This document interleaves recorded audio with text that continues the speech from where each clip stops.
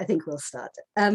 Good. Well, as the director of Insiders, Outsiders, which I think many of you will already know about, which is an ongoing project designed to pay homage to the tremendously rich cultural contribution to this country of those who found sanctuary here from Nazi-dominated Europe, it's my very, very great pleasure to welcome you to the first of a series of talks all related to the morally murky but completely fascinating internment episode of 1940 to 41 or thereabouts. It's a program that I've had the pleasure of working with Jewish Renaissance magazine on. It will straddle the next 4 weeks, as many of you will be aware, at 6 o'clock and also at 8 o'clock. So it's 2 per night over every Thursday for the next 4 weeks. And I will just, in case I forget to mention it at the very end, there's another very, very different event, a very personal event, and I will say more about it at the very end, taking place this very evening. So if you don't know about it, or if you are, sort of tempted at the last minute, please, it's not too late to sign up once this session is over. So a few practicalities first before we cut to the chase. If you wouldn't all mind, please remain on mute. You know the ropes by now, I'm absolutely sure. We will indeed are recording the event, so it might be a good idea to turn your cameras off if you don't mind, not required, however. Also the chat mechanism, again, we're all over familiar with this, but as we have also admitted, Zoom has huge advantages in terms of the reach, where we can actually reach different audiences, wider audiences. But if you wouldn't mind typing in any questions you may have into the chat, either addressed to me specifically if you want them to be more private, or to everyone so you can share any questions or comments you may have, that will be absolutely fine.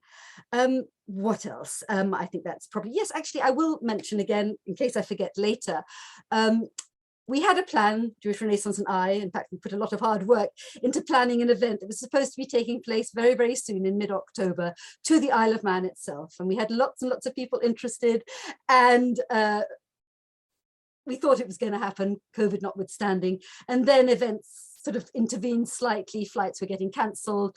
The situation with COVID proved still so very unstable that we decided to play safe. And as some of you will know, we have postponed the trip to early spring next year, to the 27th to the 30th of March, with a very similar itinerary.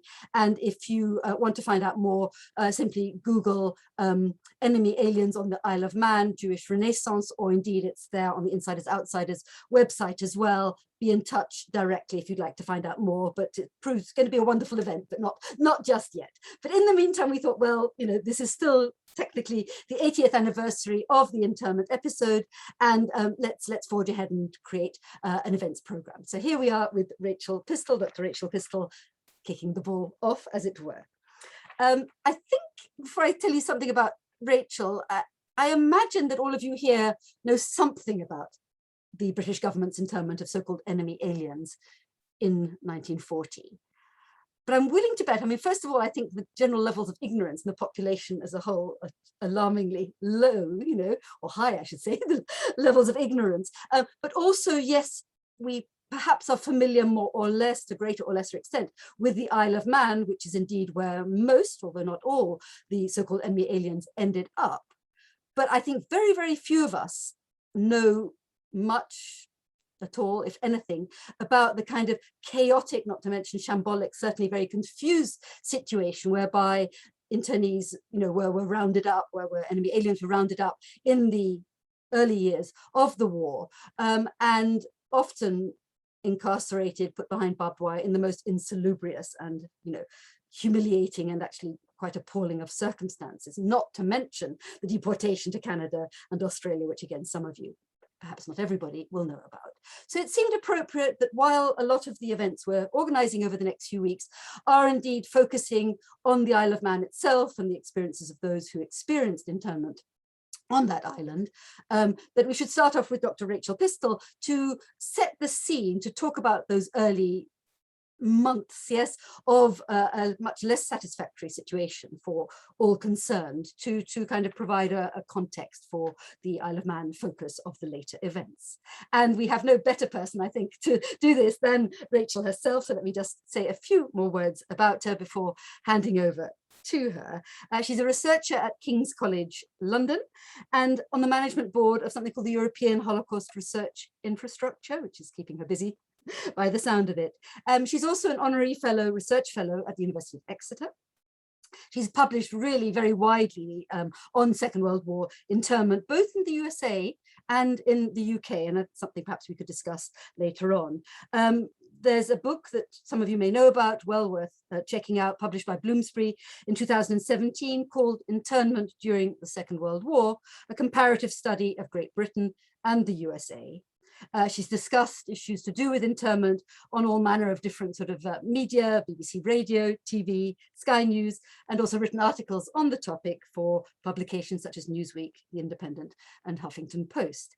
And last but not least, I'd like to mention or alert you to the fact that she's the co-editor of a forthcoming publication, hopefully coming out, she said, I think, at the end of next year, called British Internment and the Internment of Britons, set in Second World War camps, History and Heritage, which again will be published by Bloomsbury.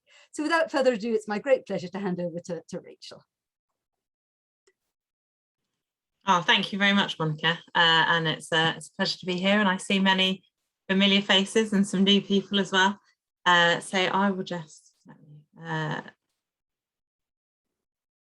my screen.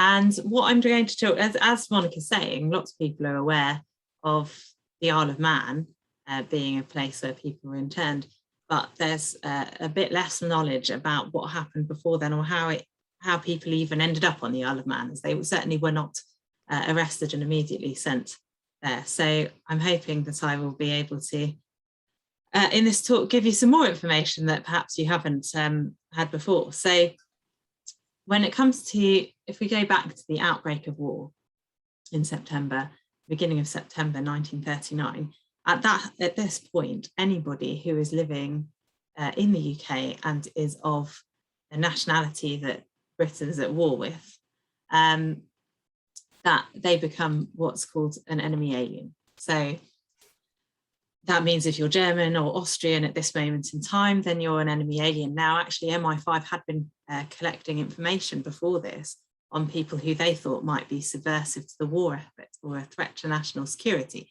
And they'd compiled their own lists. And these lists were mostly of people who were pro-fascist or who were pro-communist or who were trade unionist, as they were worried about how any of those groups might actually affect the war effort. So some people were actually arrested before war broke out. So some people were, the official declaration of war was of course made on the 3rd of September 39, but some people were actually arrested on the 1st or the 2nd of September. And they were taken to these temporary internment camps. And I'll come onto those more later.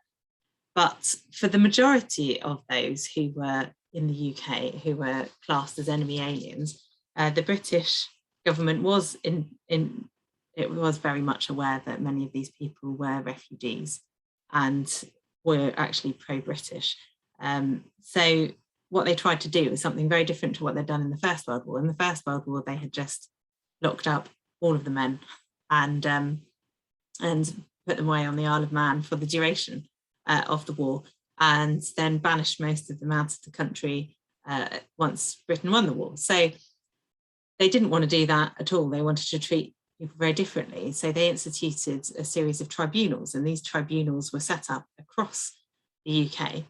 And I thought you might find it quite interesting to see some research that I've been doing in terms of mapping these. And so this is two maps. I mean, it's your map of the UK, and then obviously a little bit of a London cutout because people were congregated in various areas.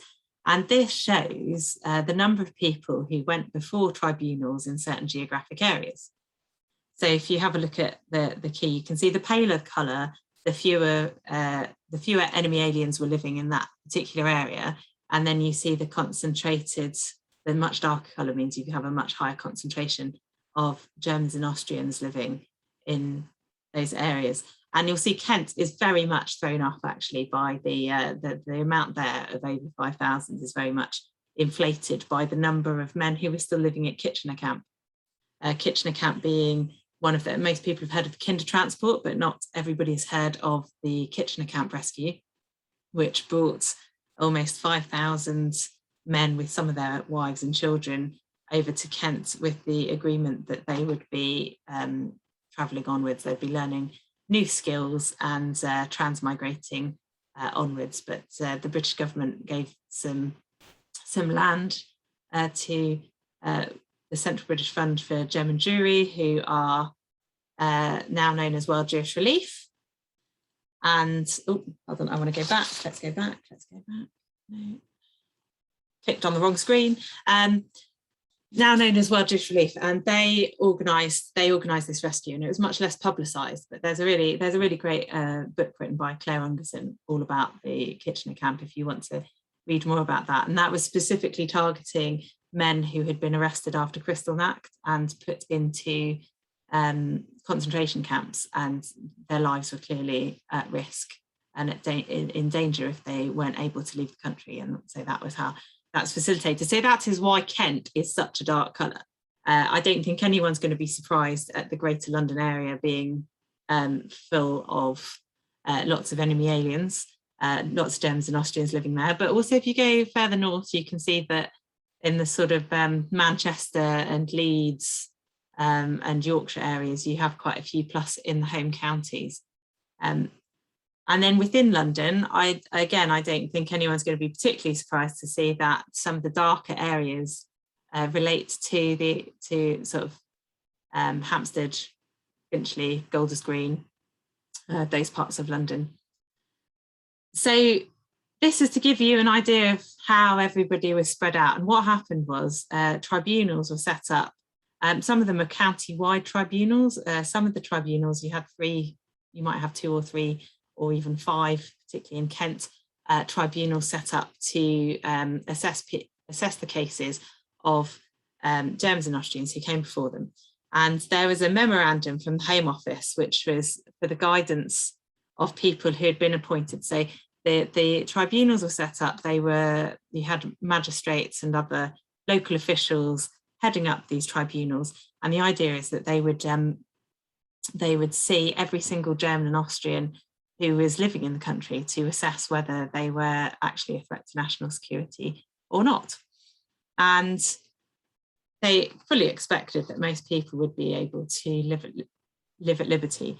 But the idea was, certainly if you read the memorandum, you'll see that what they wanted to do was make sure that the onus was on the German or Austrian to prove that they were actually not a threat to national security. Because there was still a possibility that later on in the war, mass internment might be instituted. Interestingly enough, the tribunals were run very differently depending on who was doing them. Although you have a standardised set of procedures for people to follow, it very much depended on the temperament of whoever was leading the tribunal and what they thought of foreigners. So if you had somebody who was very anti-German or Austrian, then you can see that reflected in the figures, and we'll come on to those in a minute. So you have these instructions, and they are trying to just root out whoever is not friendly to the country. So the information is coming from refugee bodies, from the local police, as all enemy aliens have to register with the police, and that's how they know how many are in the country. So the number who came before the tribunals was just over 75,000 Germans and Austrians went before the tribunals, and these started up from September, and they went on in various forms into the following year. Discretion was left to the tribunal to decide whether it was necessary to interview each alien or not. In some cases that they felt they could make the decisions without even seeing the alien, or they were told in, and I quote, in all cases, however, where the tribunal thinks internment may be necessary, the alien should be interviewed before a decision to intern is endorsed upon his certificate. And what many of you who have gone and done some family research or have contacted myself or my husband Alan about relatives who've been interned, you'll see that every single enemy alien, as they were called at the time, were given it was a card. It was like an index card, sort of about large index card size, and basic information was taken about each person, so their name, their age, their occupation before they came to the UK, their occupation once they'd arrived in the UK, and the decision whether to place them in one of three categories, A, B or C. A being believed to be a threat to national security and immediately interned. B meant that they weren't 100% sure, so they imposed some restrictions upon each individual. So you couldn't own a motor car or a bicycle, you couldn't travel more than a certain distance from your house or own binoculars or a camera. And C, which was for people who they didn't think was a threat to national security at all, but not all of them were genuine refugees from Nazi oppression, but many of them were. And the tribunals were encouraged to add a special stamp of saying refugee from Nazi oppression if they believed that the person who they'd put into category C was a genuine refugee, which most of them were. So you find that, and this is where I wrote, I need another screen, I need to script. So if you look at the tribunal figures, you find that overall, out of these 75,500 people who went before the tribunals, overall, about 88% of those who went before tribunals were declared to be category C. So they were left at liberty and free to live their lives and continue going on. Various well, I'll come to that in a bit, but in terms of classifications of B and C, this could vary quite significantly depending on where you were in the country when you went before a tribunal. So if we have a look at this, for example, the percentage of A classifications, this is a very small percentage, but I wanted to show you this map because it shows, if we look at the percentage of A classifications, and we have here 2 to 3%, is highlighted in red, and then in black it's 4+%. So there was one area of London, it was the sort of Marylebone, Paddington area, where a much higher percentage of category A's were given out than elsewhere in the country. And then also we have, testing my knowledge of counties this second, where have we gone? And also Leicestershire. I'm sure many of you already knew that. Leicestershire and Marylebone, Paddington area, they were sort of the harshest, but even then you can see that the percentages for actually giving category A is very low. So by the time we get to these early camps, you've only had from the tribunals, you've only had around 600 people sent directly from the tribunals. Then you have some additional people who've been arrested either because they're German and Austrian and have landed in a seaport on a merchant vessel and have been locked up on their arrival, or you have people who MI5 were already concerned about. And you also have some cases of people actually escaping to the UK after war has begun, and they are also interned immediately. But if we look at the category B classifications, this is all quite new in terms of visualizing. The percentage B classifications, and as you can see again, I have a blow up of the centre of London so that you can see the difference between the different tribunal committees. There's a huge variation, and as I was saying about sometimes counties having more than one tribunal, if we look at Surrey, which is kind of like a black and white diagonal pattern, you'll see that between the tribunals and Surrey, the B classifications varied between 0% and 67%, 67 being the highest that was actually done in the UK, and that was for Reigate. So you can only imagine that the magistrate in Reigate heading up the tribunal council must have been very anti-German and Austrian. Otherwise, why would it be such? I don't think any of us would imagine that there was suddenly an incredibly high concentration of potentially dangerous saboteurs just living in one particular county. Any counties that are not highlighted, that's because they fell below 10%, fell below 11% of their classifications being made B. So you'll see if you lived in Cornwall, if you lived in North Wales, or if you lived particularly in the Leeds area, if you lived in West Yorkshire, then there is a very high chance that some restrictions were going to be placed on your liberty. That's also, if we have a look at in London, there's one particular area that gave many more B classifications than any of the neighbouring areas. And I'm just popping back into, and that was the Stoke Newington area, actually. So I think it's quite interesting to I just wanted to really show you some of the discrepancies come, because it's quite a good system having tribunals to try and ascertain people's sympathies to a nation. What I really want you to understand is that although 88% of people were classified as C and therefore free to remain at liberty, to a certain extent it was a postcode lottery as to whether you were going to have some restrictions placed on your movements or not. And I hope that map sort of helps to illustrate that. So in terms of arrests, you've got the category A's who are arrested, but then everybody else remains at liberty until you get the fall of France and the Low Countries. So from May 1940, invasion of the UK by Germany and its allies becomes a very real threat. So there's a real chance that Britain is going to become overrun, and there are also fears and hysterias whipped up by the media in particular that the only reason that the Germans are able to advance so quickly through France and the Netherlands and Belgium is because they had this fifth column of saboteurs. They had all of these people who had claimed to be refugees had actually secretly helped the Germans to overrun these countries. And so a policy was then instituted saying it's better to be safe than sorry, let's start rounding up some people. So anybody living on the east coast or the south coast of the UK, they were arrested on the 12th of May, 1940. So prior to May 1940, you don't have huge numbers of people interned. You've got maybe a couple of thousand people.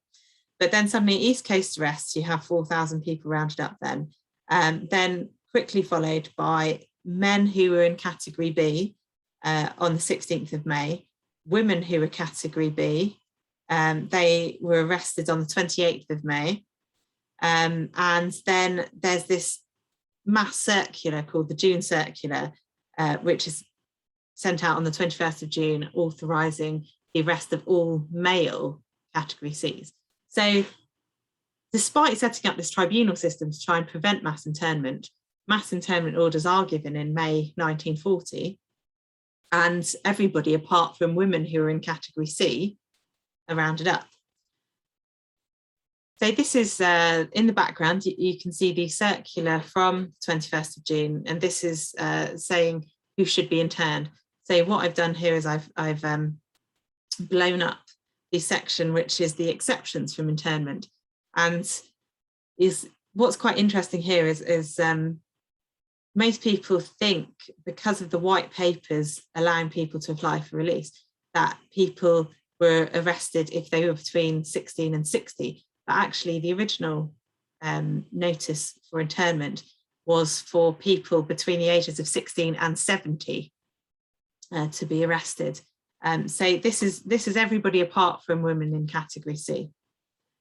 So the exceptions are the invalid and the infirm, young persons under the age of 18 who were resident with British families or in educational establishments, those engaged in work of national importance who have obtained a permit for their employment from the Aliens War Service Department, those who have been granted permission to remain in protected areas because they're engaged in key work of national importance, and those who have been released from internment on the instructions of the Secretary of State since the 15th of May, the date on which the internment of male Germans and Austrians in category B was ordered. So it's quite a sweeping group of people who are interned. And when I come on to show you sort of where some of the camps are, you can imagine the logistical nightmare of trying to round up. If you had 75,500 people go before tribunals, that's a lot of people to arrest. So if I move on to this, so I've done some work. This is some work that I've done with Alan as well, because we've been creating a whole load of databases to do with internment. And this graph was taken from a sample of those who were sent on the Dunera, which I'll come to in a minute. But it really highlights how these waves of internment happened. They weren't trickles. You have very clear mark here where the East Coast arrests happen, the majority on one day with some on the following day. So that's the 12th of May. The category B men, huge number arrested. Huge number arrested on the 16th of May with a few thereafter. You also have these regional advisory committees who are reviewing some cases, and you see a handful of arrests sort of happening. But you don't see much then until the circular goes out for the category C arrests. And remember, this is category C men. I would like to point out also there are no women in the sample because no women were sent abroad. So in case you're wondering why we haven't got a sudden increase with the women's arrest on the 28th of May, that is why. And what's very interesting is that there are waves. So not everyone was arrested immediately under category C. So you find you have this first wave, a second wave, and there is a third wave, but it's not shown in the Dunera sample because the ship had already left by then. And I think what's really interesting is when you start to look at some of the figures related to internment, is the number of people who actually should have been interned, but were not interned. And these people, it was mainly because the authorities had run out of space to put people. I'm going to stop sharing this for a second. So it's mainly because they'd run out of space by this time. So if I show you a map that, lost my mouse, there we are. If I show you a map that I've been working on, I've been pulling together information about all of the different transit camps that we use. So that's kind of to give you a bit of context. And then I just want to give you an idea of where were these people going. So this map, these are all of the prisons that were being used to hold people arrested. So if we jump back inside, having shown you, having gone through, you had the tribunals, this is where people were living, and this is the stage of arrest that we have. If we go back to the very beginning, back to September 1939, when people are arrested, often they spent some time being housed in a prison. So if I zoom into London in particular, all of these black markers denote prisons where internees were held temporarily. Now, if you were a woman and you were arrested early on, you were sent to HMP Holloway, and that's where you would have lived. So you would have been separated from your children, and you remained there until the camps on the women's camp on the Isle of Man opened. There are various other prisons that are used sort of in the area. We've got Brixton over there, Wandsworth, and Pentonville. So you have prisons all around the country that are holding internees temporarily. And then you have a number of camps that were opened on the UK mainland in 1939. I'll zoom out somewhat. Now these yellow camps, these camps were actually ones that internees could pay a little extra for so that they could have nicer conditions. And I'll show you a couple of photos to show you what that means. But initially you have all sorts of things like, this is Butlins in Clacton that was used. That housed people who, there were two sections to the camp. One section was for people who were paying for slightly nicer conditions, and the other was for just your average person. So Clacton was one of the first camps that was used, and if you can understand why, because it's a holiday camp, so therefore you've already got the accommodation, it's already there. You're in wartime, it's quite easy to commandeer it. Interesting enough, in some of these early camps, actually the the staff were retained from the holiday camp to cook the meals for the internees and things like that. And this is very different to some of the later internment, where the internees are responsible for cooking their own food. Another camp that was used early on is Seaton in Devon, which is very close to where I currently live. And it's not the biggest photo. I'll move back into PowerPoint in a minute, but you can really see the difference in the quality of construction between the Warners. The Clacton huts, these look quite nice. And the Seaton huts look a bit ramshackle. And then if you could afford not to go to Seaton, you could pay money and go, you could go and stay in Paynton and have a look at the huts here. Very, very, very nice. So these are some of the places being used. And then I will just add into the map before I take you back into PowerPoint, camps that opened up on the mainland in 1940 to house internees as they were being moved around the country before the camps were opened on the Isle of Man. So the first camp on the Isle of Man was not opened until the end of May 1940, and we've got lots of people moving around before then. So these are all the transit camps. So if I stop showing that for just a second and then go back into sharing PowerPoint.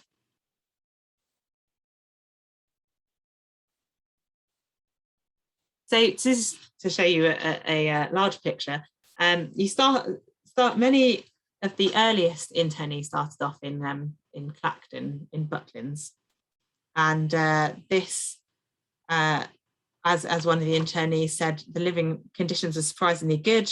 They had 2 men in each chalet. They each were quite comfortable. They had plenty of blankets to keep them warm, with even hot and cold running water. They had good food, even if it was inadequate. But they only stayed there until mid-October. So these are the very earliest of the internees. We're not talking mass internment here. Then they're moved into Seaton. And I think having the bigger photos makes it quite obvious what I'm saying about the quality of the accommodation. So you had some people who could afford to pay 4 and 6 a day who were staying in the Dixons holiday camp in Paynton. And they had very nice conditions. Most people were in the Warners camp in Seaton, and the very earliest internees, they were a mixture of fascist and communist. So you can imagine the tensions that came up in camp. Eventually they sort of managed themselves into, on one side of the swimming pool you had the fascists, on the other side of the swimming pool you had the communists, and those who weren't 100% sure which camp they belonged in slept in tents in between. And that's how they did it. So in December 1939, you have about 100 men in the Seaton's camp. You never get more than around 100, 150 in the Paynton camp. And you start to see some of the things that you might be more familiar with from some of the later camps developing, such as camp universities, camp canteens, where you can buy things to supplement food to supplement your diet, and other things that you might have run out of. This is Holloway Prison. If you're a woman, this is your home until the Russian camp was opened on the south of the Isle of Man at the end of May 1940. If you were arrested as a category B woman, you were arrested at the time that the Russian camp opened. So that meant that they were able to just move you and any children that needed to come with you straight onto the Isle of Man. So this is only for people, this is only for women who were interned very early on. I'm going to give you like a whistle-stop tour of some of the early camps. Race courses were also a very popular place to put internees because they had some existing infrastructure. So you had the grandstands, you could put people to sleep in the buildings there. They had a little bit of green space as well. This is a photograph of Lingfield from around the time. Now, there aren't photos don't exist of the very earliest of the internment camps because they weren't allowed. So it wasn't possible to take photos of any of these. So most of the images that we either have photographs from around the time of what they look like, or the best way of telling the story is through internees artwork, as the internees were very creative and ingenious with such limited materials. They were still able to create paintings and drawings that give us quite a good feel for the camps. And I know that that subject comes up a lot in many events that the Insiders Outsiders has organised. So, for example, Lingfield Racecourse, you have a mix of refugees and merchant seamen. So you've got Germans and Austrians who happened to be on boats that docked in the UK after war had been declared, and therefore they were arrested and considered enemy aliens. The food at Lingfield was army style. It was basic, I quote, basic but adequate, dealt out from mobile food trailers. And this particular internee said, and I quote, "I could not help but reflect on my arrest in Germany and subsequent transport to Buchenwald 18 months earlier, and the difference between the horror then and the gentlemanly procedure now," end quote. So, although these camps were not ideal, a lot of the internees who had been arrested and put into German concentration camps did compare their experiences with what was going on, what they'd experienced in Germany and what they were experiencing in the UK. And before mass internment, it was quite ordered. The way that people were arrested and accommodated was quite ordered. The real problem becomes as soon as you've got large numbers of people interned. So the East Coast arrest and the male category B arrest starts to really swell the numbers. And there weren't that many camps that these men were being held in, and they were pretty full. So to suddenly start pouring thousands of men freshly arrested into camps, there just simply wasn't the space. So this is where you start seeing more land commandeered, more race courses used, more sometimes just fields with tents. You've got the winter quarters of Warth Mills Circus, and all sorts of random places. You've got some mills as well. We'll come to that in just a second. So not all the Lingfield was kind of the best race course that was set up. You also have like Kempton Park, and the accommodation at Kempton Park was considered not particularly good. There weren't any beds in the camp because those hadn't arrived by the time we get to mass internment in June. The food was really terrible. The race course in York, very different. They had proper beds, unless you were really young, and then they just put you on a like a sack mattress on the floor. They had a bit more outdoor room. So there's very much a difference, again, depending on the camp and how long it's been in existence before people are rounded up. If we jump forwards to talking about as soon as people have been released, we haven't got to release yet. If we think about people who have been arrested on the June 1940 circular, so this is all men categorised as C between the ages of 16 and 70. And unfortunately, even though they weren't meant to arrest anyone who is an invalid or infirm, sadly, a lot of the time that message sort of didn't get through. And so you do have some people who are quite unwell who are being rounded up just because it's believed that they've got to lock up as many male Germans and Austrians as possible. And this is where you start to see things like Crees Heath and Sutton Coldfield, which are basically just tent camps. So you've got a number of men being put into a tent. Again, this is what it's really the illustrations that give you a sense of what the camps were like. One of the internees said that people were sleeping on ground sheets and straw palliasses. There was no boarding underneath. They were just straight on the ground. Because everybody was in tents, it meant that utter darkness reigned after sunset, because they didn't really have communal areas. You had 1,200 people who were living under canvas here. It's one of the larger camps, but they didn't necessarily have enough food for everybody who was originally sent there. So you start to see some of these charitable bodies. You've got the Quakers, you've got the border deputies, and various other groups who are campaigning for better conditions for these people in camp, plus also campaigning to try and get people released. So the very worst of these camps was Warth Mills, which some of you may have heard about previously, which was a completely derelict mill.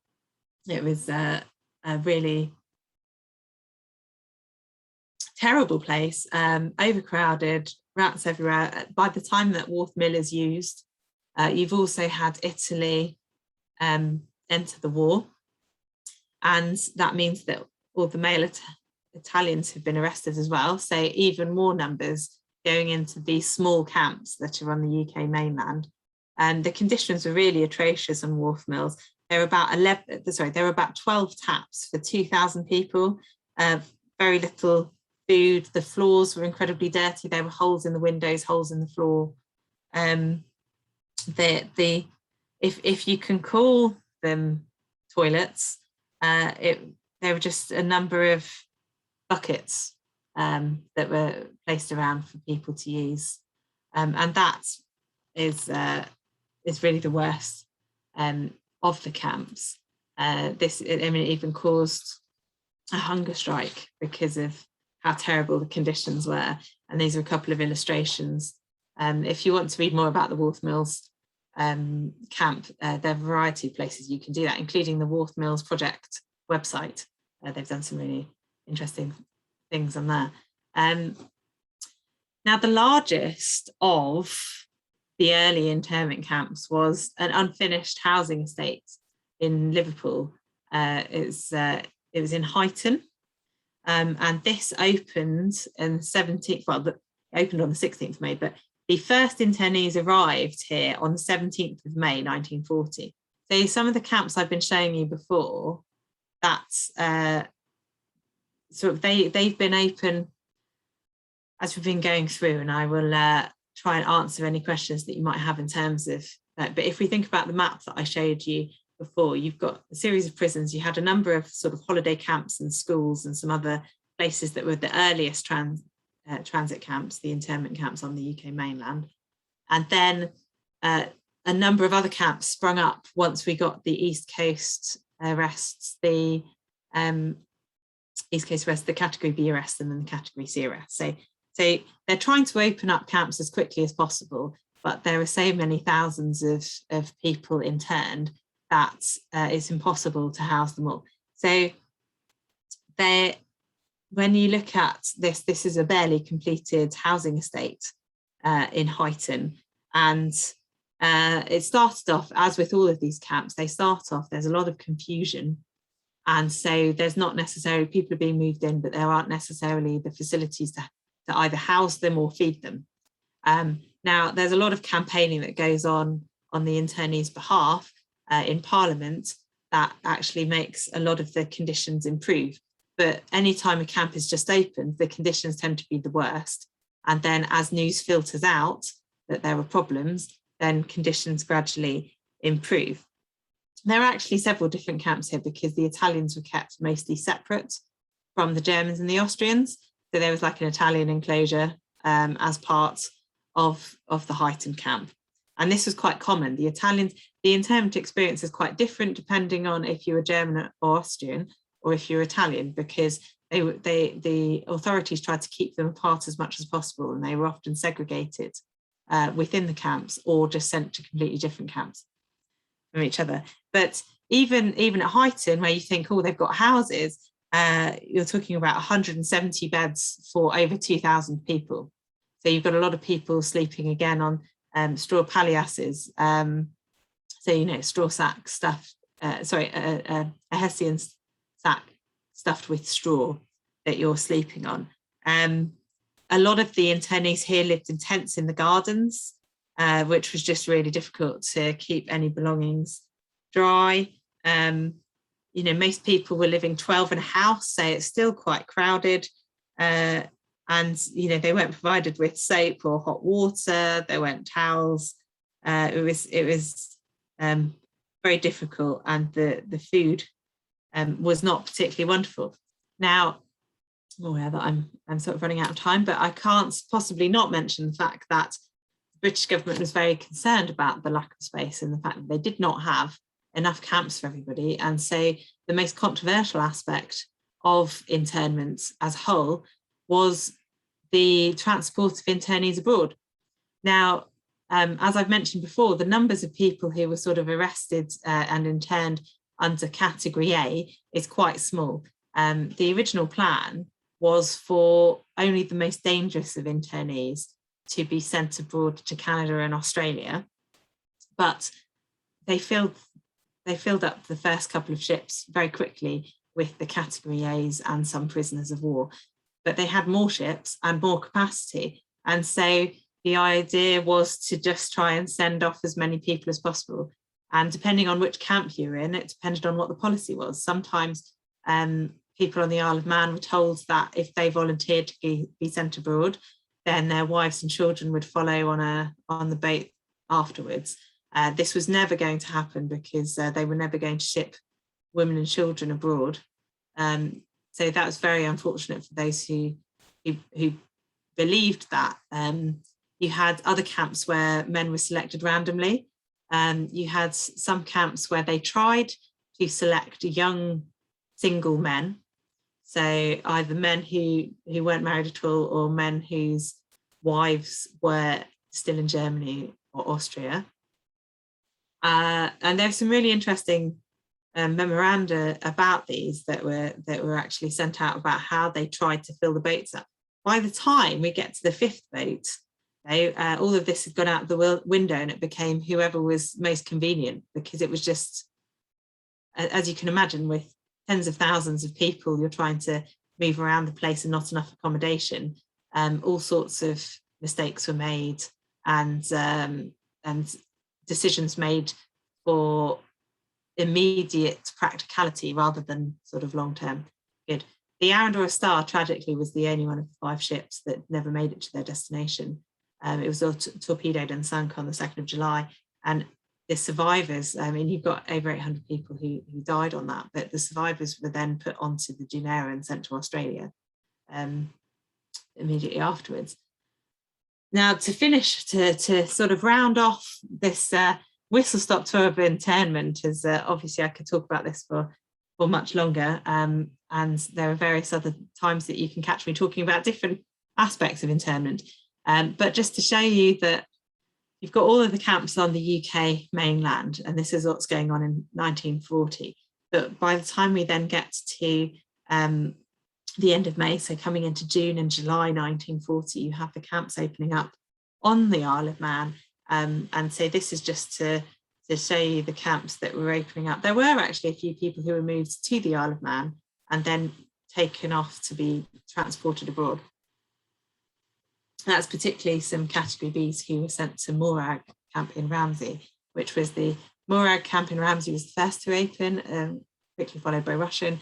And then you have the other Isle of Man camps opening up sort of after that. And just to remind you of what those camps look like, they're a bit more established, and we do have some photographs from that time, is that by this point it's possible to, it's permitted for photographs to be taken. Now, something that's in common with all of the camps from September 1939 onwards is the fact that you've got a barbed wire fence around wherever the internees are staying. And in other talks that I do and that other people will do as well, we can talk more about sort of what the conditions were like in the camps. But just to show you, this is a view of Metropole camp. Metropole was used to house Italians. Then you've got Morag Promenade, and you can still see, if any of you ever, well, for those of you who are going on the trip to the Isle of Man, you can still see on Morag Promenade up in Ramsey, you can still actually see on the promenade where all of the different posts were for the barbed wire. And then just to give you a view, that's Onken on the right and Hutchinson Camp below, which lots has been written about.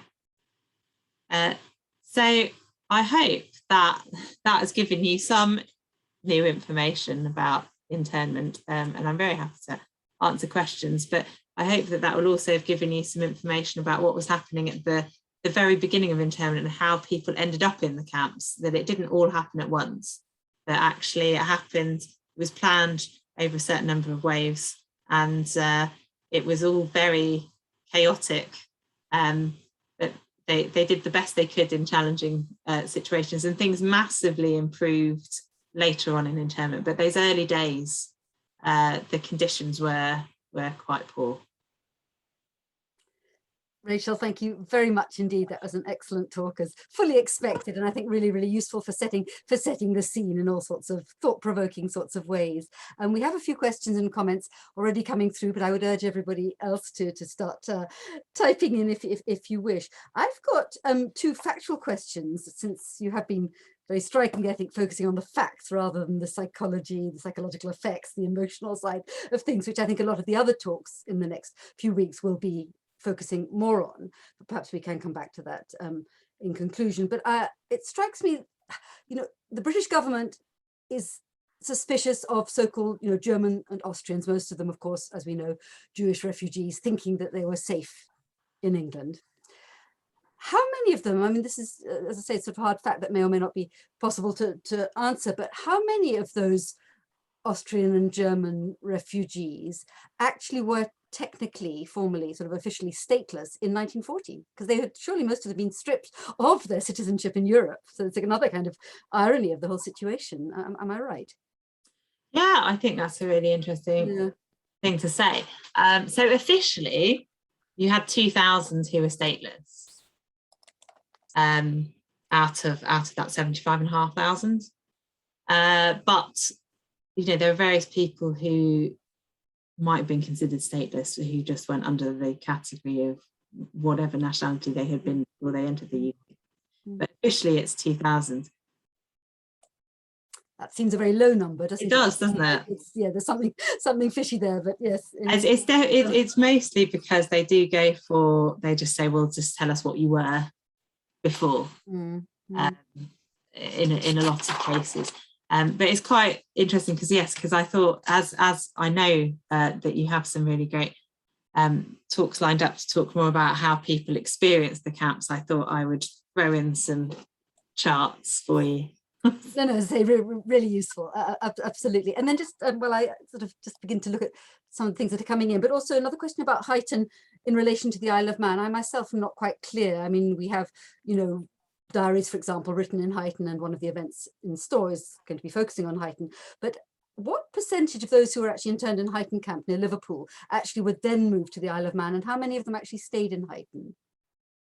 Most of them were moved. Right. Okay. To the Isle of Man. Okay. So you've got people going from Heighten to, the movements through Heighten are quite interesting, because you've got people who are going from Heighten because it's by Liverpool, and all of the boats going to the Isle of Man, but also the ships going to Canada and Australia are also being sent to Liverpool.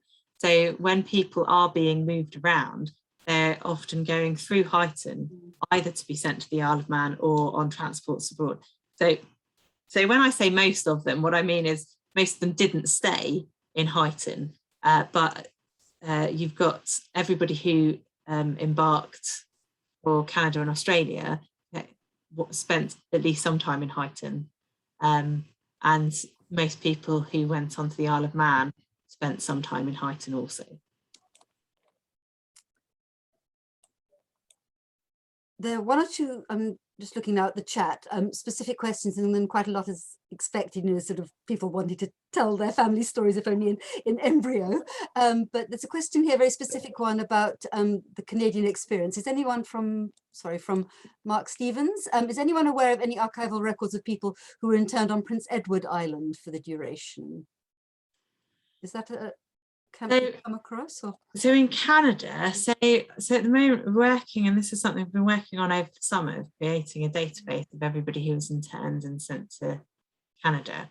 so that we've got a full list, because that's quite difficult trying to get that information because of the mess at the time. You've got people who they thought they shipped across or they didn't. In terms of the Canadian resources, there are, so there's going to be a chapter in the book that Monica mentioned is coming out towards the end of next year, about one of the internment camps in Canada.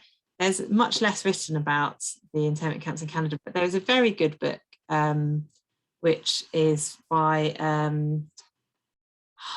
I think Zimmerman and somebody else. And that really is the most detailed account of all of the different camps in Canada. It's much harder to get hold of all of the records of Canadian internment. There are some Jewish welfare records that are held in Canada that people are starting to look at. But really, the best source I can direct you to is the Zimmerman book. And if you're not, if you want the details, just contact me after tonight's talk, and I'll tell you I'll give you the full title of the book. I could just add to that, there is a talk specifically focusing on the Canadian experience as part of the Insiders Outsiders YouTube resource. And if you look on the Insiders Outsiders YouTube channel, and there's actually a subsection, because we've been accruing a lot of interesting talks relating to internment, even, sort of thus far. So there's a section on internment, and you might like to sort of check that out as well. Okay, I think because everybody can see the comments coming in, lots of people with stories to tell, things they want to find out. Where do I go? Yes, where do I go to find out more? And perhaps, Rachel, you can give us a kind of a potted guide to the kind of practical measures people might want to take. So if you are trying to find out information about somebody who is interned, all of the enemy aliens, they all went before a tribunal. And if you are on either Ancestry or Find My Past, then you can actually search through the records and pull up their index cards. So that's one thing. There may be a few questions that you might have in terms of interpreting that, and you're always very welcome to get in touch with me, and I can give you more information about what happens and the likely place that whoever it is that you're looking into came from or went. There's also the World Jewish Relief Archives, which not a lot of people know about. And they were originally the Central British Fund for German Jewry, and they spearheaded the charitable campaigns and support and the financial support for Jewish refugees. And they sometimes have files about people who came to the UK and ended up being interned. And you can find out a bit more information about when they arrived, where they'd come from, where they moved around in the UK, and those who considered emigration, how much you can see the visa fees and if they left the country and things like that. So those are the two sort of main sources in terms of it. I'm working towards with Alan. I'm working on a book which will be a more in-depth look at what happened to the internees who stayed in the Isle of Man and those who went to Canada and Australia, and sort of compare all the different things with that, where there'll be a lot more sort of new source material. But those are the best starting points. If you're just looking for information about a particular individual, it's a really amazing resource. It's the Home Office 396 files, where you have the enemy alien tribunal cards, and they're an incredible resource that they only got digitized a couple of years ago. Before that, we only were allowed to look at a very limited, like microfished version, where you had there's so many people were missing from those records. But now what you can find on Ancestry and Find My Past is very complete. So you will definitely be able to find whoever it is you're looking for. I guess one should also mention the National Archives in Kew, which I think Alan Morganroth has already mentioned in the chat, and also an absolute font of information in the form of Yvonne Cresswell, who's the recently retired curator of social history, I think she's called, or was called, at the Monks National Heritage in Douglas. And she will in fact be leading some of the tours, quite, you know, sort of literally in situ on the Isle of Man. And she's also going to be contributing to the Ruth Borchardt event, which is coming up next week. So she's certainly someone, she's always very happy to hear from individuals. Absolutely, yes. Always get in touch with the Manx National Archives because they've got a really rich set of resources. It's really wonderful. I would say about the National Archives will not, the National Archives will, if you want to look at the HA396 files, they will direct you to Find My Past or Ancestry. They will not allow you to see the files at the moment. So the National Archives, amazing source, and that's where much more source material comes from. But if you are just looking for information of what happened to an individual, they will direct you to the online sources instead.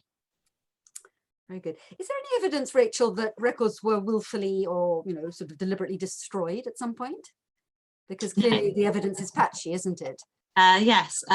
What we have is, I think what's quite interesting is the more that becomes available, because obviously a lot of documentation didn't start becoming available until the 80s and the 90s, and that was quite patchy in terms of what was coming through. We're very fortunate now in that much more information is available to us. I mean, just the HO396 files being digitized in the last couple of years has really transformed our understanding of exactly who was interned and where they were and where they went. In terms of, there are a few lost files. So if you're doing research on the Arundel Star, for example, there are a couple of files that are catalogued as being available, but whenever you request them are not available. But generally speaking, most of the information, I mean, there's not, if you look, there are many more files now available to us, but none of them are providing, they're providing lots of new information, but there are no sort of, I guess what I'm trying to say is there's no really big shock and surprise of, oh my goodness, they were suppressing this. It's more a case of just more things are becoming available as they become catalogued. But so there wasn't a huge, there was an effort to suppress things immediately after the war, but now you can access pretty much anything. On the back of that question, has there ever been, I think I know the answer already, but I'm going to ask it anyway. I mean, has there been any proper, you know, serious official apology on the part of the British government for this episode? There's not an official, it sort of depends how you class it. Essentially, they recognised that there were problems and issues with all of the transports abroad. So you have immediately after that, you've got compensation for people who lost suitcases or belongings on the Ettrick, on the Dunera, and on a couple of the other ships. So you can sort of, by the fact that there's compensation, I mean, you know, I'm not saying it's much compensation, it's small levels of compensation, but the fact that they acknowledge that luggage and other possessions were not protected, then that's a sort of acknowledgement. There's never been an official apology, and that's partly because internment is a recognised international policy in times of war. Most internees, well, I mean, there are a variety of sort of responses, but most people were interned for sort of around a year, and then were released.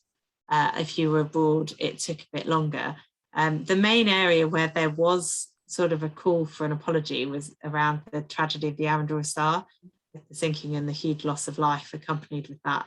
I think realistically, most people have moved away from an expectation of an apology, because there's no way, it's incredibly unlikely that they would do that and open up sort of this floodgate. But moving towards the idea of some sort of memorialisation and commemoration, because there's no sort of, there are lots of, there's no national UK memorial to the Arundel Star. You've got a couple of individual ones. You've got one down in Clerkenwell in St Peter's Church, and you've got one up in Liverpool, but actually in Wales there's a national monument, in Ireland there's a national monument, and in Scotland there's a national monument. So it's kind of moving sort of in that direction, really.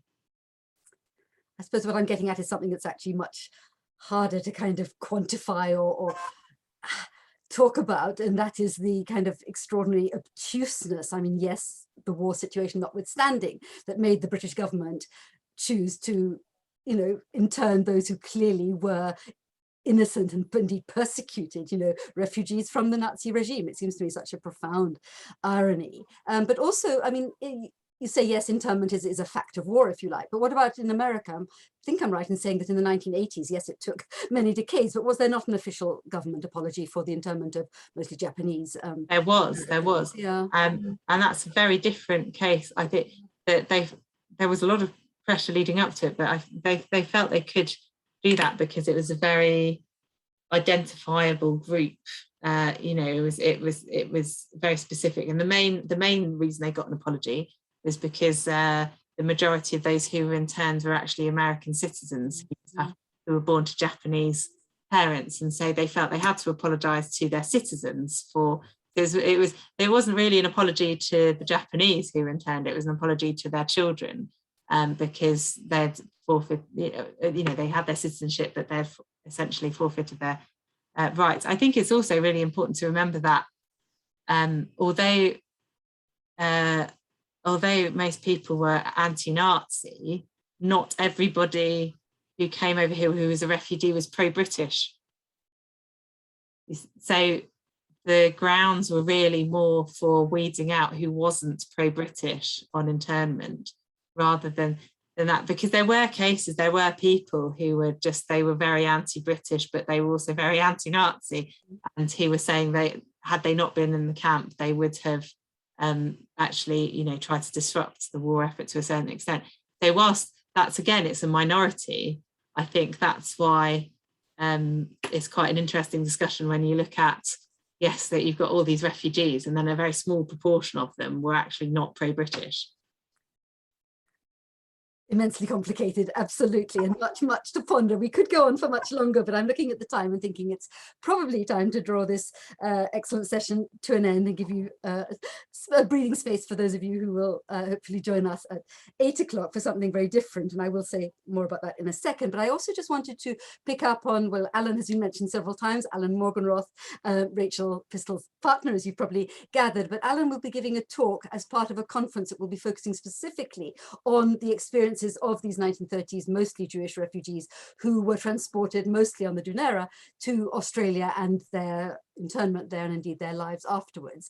It's again information in the What's On section of the Insiders Outsiders website, taking place quite soon, in fact, on the 1st and 2nd of October. So do look out for that if you're interested in pursuing that side of things.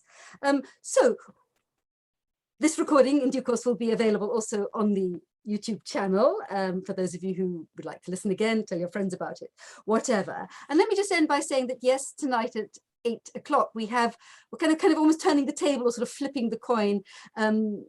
Rachel's given a wonderfully dispassionate, fact-based account, which is essential knowledge, absolutely essential knowledge. What she hasn't talked about is the way it impacted on individuals in often quite different and, you know, wide-ranging sorts of ways. But that will be really the focus of this next talk. At 8 p.m. we have a talk based on, indeed including Carrie Gorney, who's a writer and an artist, a book that she wrote called Send Me a Parcel Full of 100 Lovely Things, which is based on the correspondence between her parents while her father was interned on the Isle of Man. So do tune into that if you would like. It would be nice to see you there. So once again, Rachel, thank you very much. Thank you everyone for being here. I won't say any more questions because it is nearly 10 past, so I think we'll call it a night. But thank you very much, everyone, and all the best. Good night. Thanks, Molly.